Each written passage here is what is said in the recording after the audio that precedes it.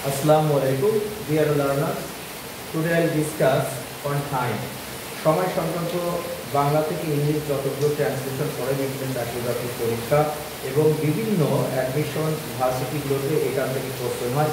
তো আজকে তোমাদের জন্য একটা সময় সংক্রান্ত যতগুলো বাংলা থেকে ইংলিশ ট্রান্সলেশন করা যায়, কিভাবে আমরা বাংলা থেকে ইংলিশ যে সমস্ত ট্রান্সলেশন করবো সেই বিষয়ে তোমাদের সাথে আজকে ডিসকাস করছে। তো লেটস গো, দেখি কি বিষয় নিয়ে আলোচনা করা হচ্ছে।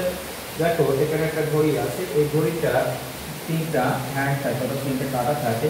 এই ঘড়িটা আমরা বিভিন্নভাবে একটা রূপ দিতে পারি। যেমন মনে করো কোয়ার্টার পাস মানে আমরা যেটা বুঝি হলো শোয়া।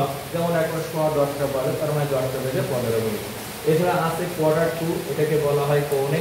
যেমন মনে করো এখন পৌনে 10টা বাজে, তার মানে 10টা বাজতে 15 মিনিট বাকি আছে। এরপরে বলি হলো হাফ পাস যেটাকে বলা হয় সাড়ে, কারণ সাড়ে ধরা হয় 30 মিনিটসকে। তো এখন এছাড়া হলো ঘড়িতে বাজতে কত মিনিট সময় আছে, অর্থাৎ এখন বাজতে কত মিনিট বাকি, এরপর 10টা বেজে 20 মিনিট, এরকম যদি ঘড়ি বেজেও বা পার হয়, এক্ষেত্রে তোমাদেরকে ট্রান্সলেশন করানো হচ্ছে, সেটা তোমরা একটু খেয়াল করো।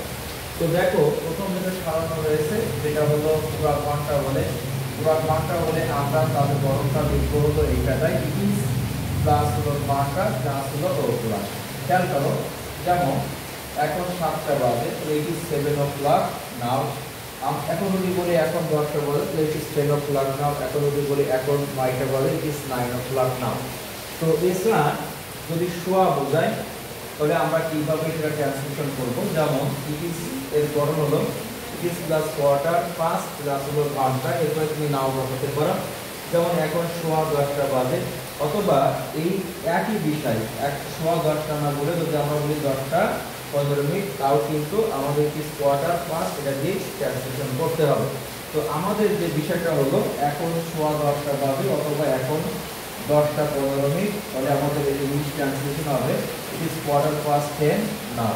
এখন তুমি যদি বলো এখন এখন সোয়া 11টা, তাহলে হবে ইট ইজ কোয়ার্টার পাস 11 নাও। তুমি যদি বলো এখন সোয়া 3টা, তাহলে আমরা বলবো ইট ইজ কোয়ার্টার পাস 3 নাও। তুমি যদি বলো এখন 3টা বেজে 15 মিনিট, তাহলে বলতে হবে ইট ইজ কোয়ার্টার পাস 3 নাও। আশা করি এই বিষয়টা তোমরা বুঝতে পারছো। এরপরে যেটা বলছে যে ঘন্টা, অর্থাৎ যদি আমরা পৌনে বোঝাই, সেক্ষেত্রে আমরা কিভাবে ট্রান্সলেশন করব। সেক্ষেত্রে দেখো, পৌনে বোঝাতে আমরা যে ট্রান্সলেশনটা লিখবো সেটা হলো স্ট্রাকচার হলো it is plus quarter to, তারপরে হলো ঘন্টা, এরপর তুমি ইন্টারেস্টটা দিতে পারো। যেমন এখন পৌনে 3টা বাজে, ইট ইজ কোয়ার্টার টু 3 নাও। অথবা আমরা বলতে পারি এখন 3টা বাজতে 15 মিনিট বাকি, অথবা আমরা বলতে পারি এখন 3টা বাজতে কি 15 মিনিট বাকি, সেক্ষেত্রে বলতে পারি ইট ইজ কোয়ার্টার টু 3 নাও। এখন ঘন্টা বেজে যদি মিনিট বেশি হয়, যেমন মনে করো এখন 10টা বেজে 24 মিনিট, এখন 9টা বেজে 20 মিনিট, এই ক্ষেত্রে আমরা কিভাবে করবো। অর্থাৎ ঘন্টা বেজে যত মিনিট বেশি হবে তখন তার গণনা হবে এইটা, যেমন ইট ইজ প্লাস মিনিট, তারপরে 5, তারপরে ঘন্টা লিখতে হবে। যেমন এখন 8টা 20 মিনিট, তাহলে আমরা বলবো ইট ইজ 20 মিনিট পাস 8 নাও।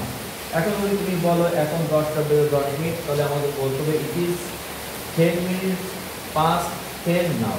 তুমি যদি বলো এখন হলো 7টা বেজে 25 মিনিট, তাহলে আমাদের বলতে হবে ইট ইজ 25 মিনিট পাস 7 নাও। আশা করি তোমরা এটাও বুঝতে পারছো। এখন যদি ঘন্টা বাজতে মিনিট কম থাকে, সেক্ষেত্রে আমরা কিভাবে ট্রান্সলেশন করব। ঘন্টা বাজতে মিনিট কম থাকা মানে হলো যে তুমি বলছো যে তোমার কাছে কেউ চাইলো যে বললো এখন ঘড়িতে কত বাজে, তুমি বললে যে এখন 4টা বাজতে 10 মিনিট বাকি আছে। সেক্ষেত্রে আমরা এই ধরনের ট্রান্সলেশন করবো। প্রথমে এই ইনস্ট্রাকশন হলো ইট ইজ, তারপরে মিনিট, তারপরে টু, এরপরে হলো ঘন্টা। যেমন তোমাকে কেউ বললো, তুমি বললে বা কেউ বললো যে এখন 4টা বাজতে 10 মিনিট বাকি, সেক্ষেত্রে আমরা এর ট্রান্সলেশন করব ইট ইজ কত মিনিট? 10 মিনিট। তাহলে সেক্ষেত্রে আমরা বলবো it is 10 minutes, 10 minutes to 4 now. It is 10 minutes to 4 নাও এর অর্থ হলো এখন 4টা বাজতে 10 মিনিট বাকি। তো তোমরা যদি বলো যে এখন 6টা বাজতে 7 মিনিট বাকি, তাহলে আমাদের লিখতে হবে ইট ইজ 7 মিনিটস টু 6 নাও। আশা করি তোমরা বই সংক্রান্ত যতগুলো যাবতীয় ট্রান্সলেশন বুঝতে পারছো। Thanks for watching. ভিডিওটা ভালো লাগলে তোমরা অবশ্যই শেয়ার করবে যাতে অন্য কেউ উপকৃত হতে পারে। Thanks for watching again.